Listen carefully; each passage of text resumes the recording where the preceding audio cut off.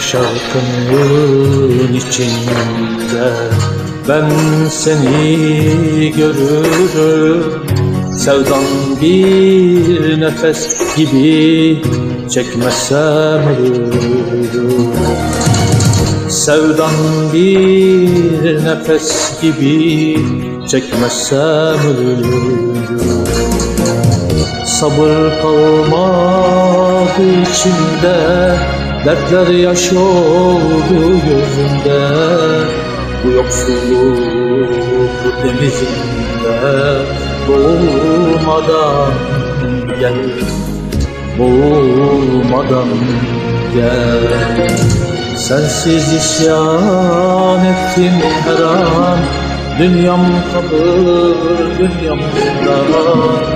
Yine başım duman duman olmadan gel, olmadan gel.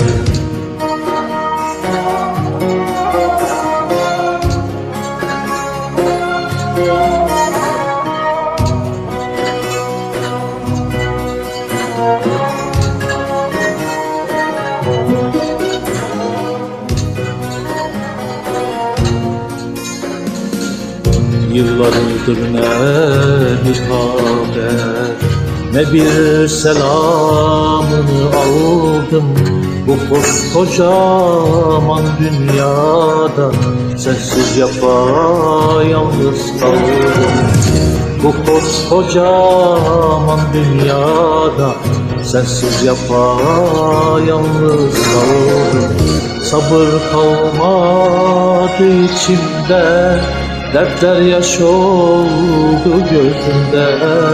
Bu hasretlik denizinde boğulmadan gel, boğulmadan gel. Sensiz isyan ettim her an, dünyam kahır, dünyam zindan. Yine başım duman duman olmadan gel, olmadan gel.